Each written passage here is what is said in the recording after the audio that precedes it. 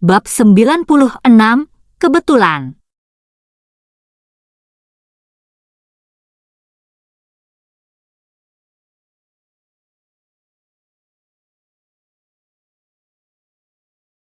Reaksiku membuat Atlas terkejut sementara Ivana berlari untuk menenangkan putriku yang menangis.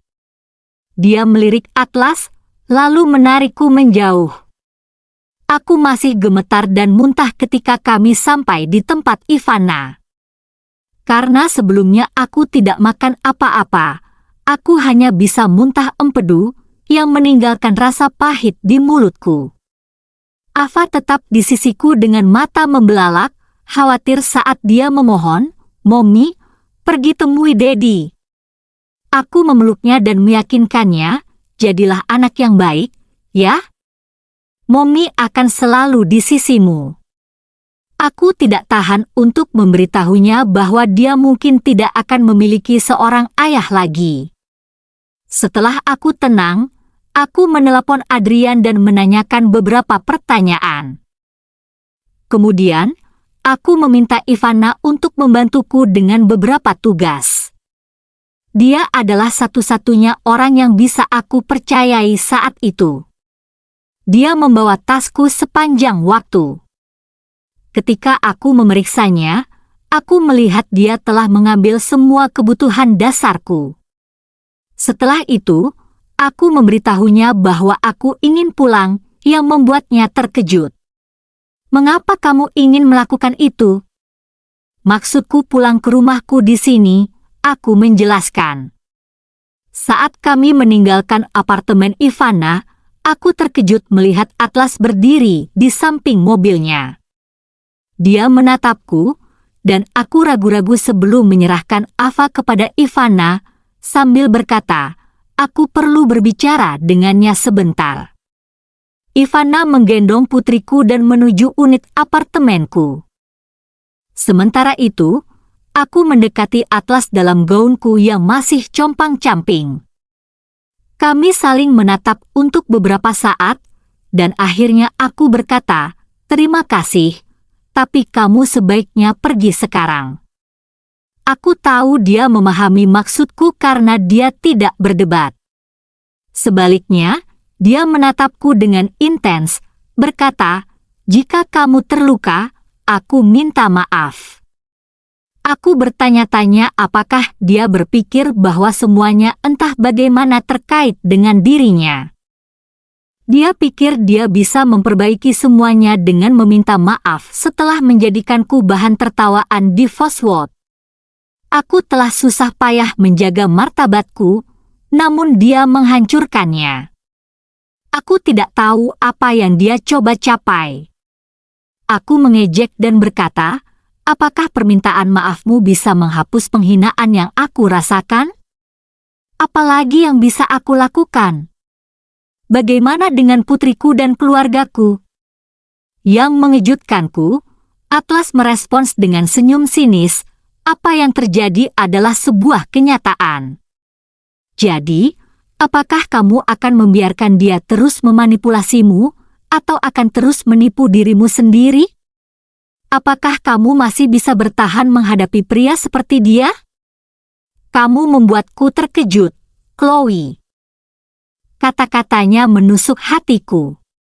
Meskipun aku telah memikirkan pertanyaan-pertanyaan itu berkali-kali, kejujuran Atlas membuatku malu.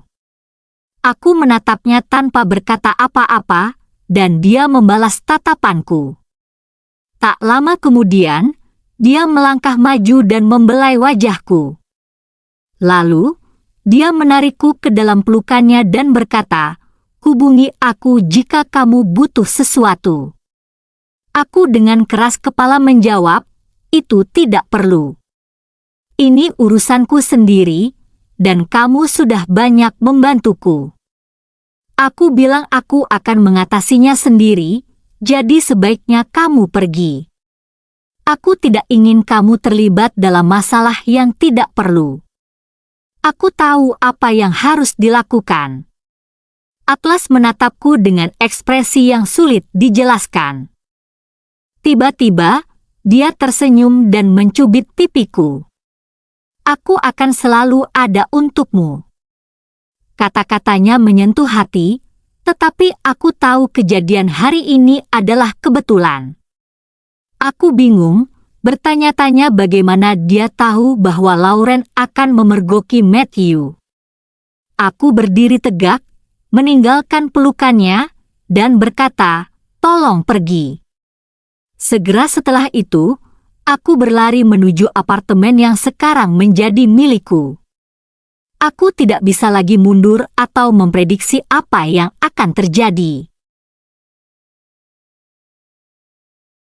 Bab 97, memohon di atas lututnya.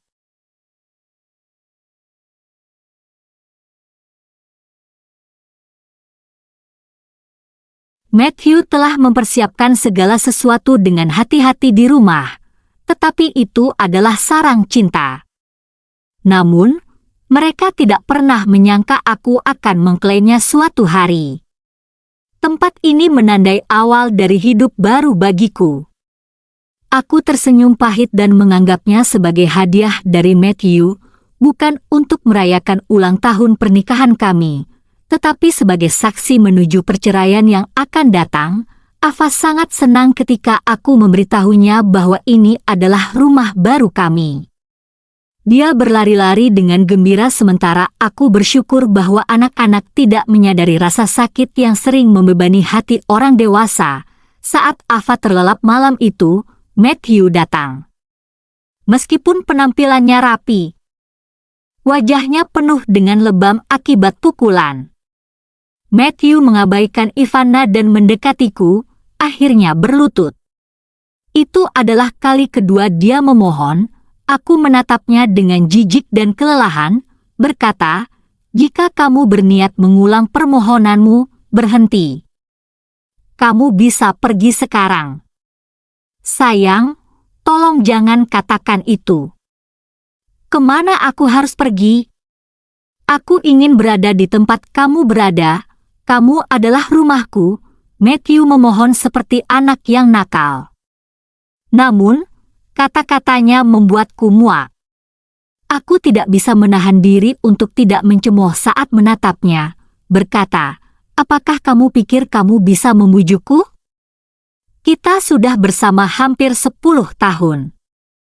Beritahu aku, mana dari kata-katamu yang bisa aku percayai? Kamu bersumpah akan berubah dan berkata bahwa kita bisa kembali ke masa lalu. Kamu merencanakan acara yang begitu megah dan mengklaimnya sebagai awal dari hidup baru kita, tetapi kamu meninggalkan ruangan penuh tamu untuk bersetubuh dengan saudara perempuanmu. Seberapa putus asanya kamu? Meskipun aku tetap tenang di luar, gejolak batinku tak tertahankan. Apakah kamu pernah berpikir bagaimana aku harus memaksakan senyum saat menghibur tamu-tamumu? Apa aku bagimu?" Matthew melangkah maju untuk menjangkauku, tetapi aku meninggikan suaraku, "Menjauhlah! Jangan sentuh aku, bajingan menjijikkan!" Dia terdiam seolah baru menyadari sesuatu. Segera setelah itu, aku berdiri dan bersiap untuk meninggalkannya. Namun, dia bangkit dan memelukku untuk mencoba menciumku. Secara naluriah, aku menendang selangkangannya, dan dia menjerit kesakitan.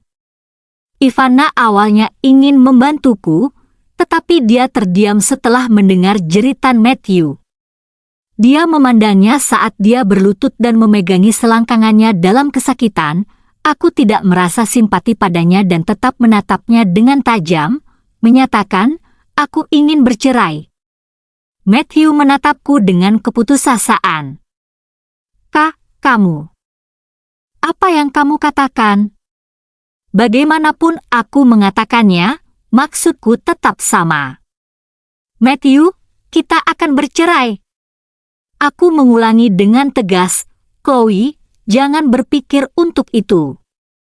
"Aku tidak akan menceraikanmu," kata Matthew, wajahnya memerah karena rasa sakit, keringat menetes dari dahinya. Dia menarik napas dalam-dalam sebelum melanjutkan, "Aku hanya kehilangan kendali.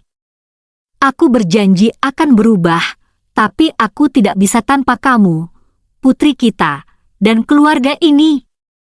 Aku akan lebih baik lagi kepada kamu dan putri kita di masa depan. Dia tidak bisa tumbuh tanpa keluarga yang utuh. Keluarga ini tidak pernah utuh sejak kamu tidur dengannya.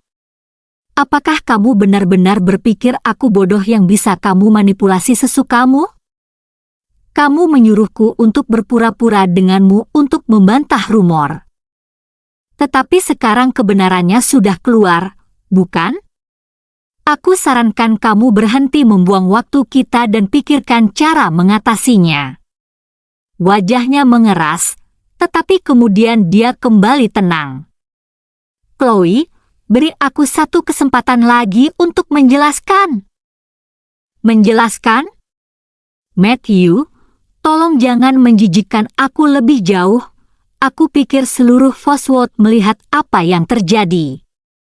Aku sarankan kamu untuk menyelamatkan martabatmu dan menjadi seorang pria. Air mata menggenang di mataku saat aku berbicara, tetapi dia tidak memiliki kekuatan untuk berdebat lagi. Kemudian, Ivana berseru, Matthew, kamu sudah menjadi berita utama.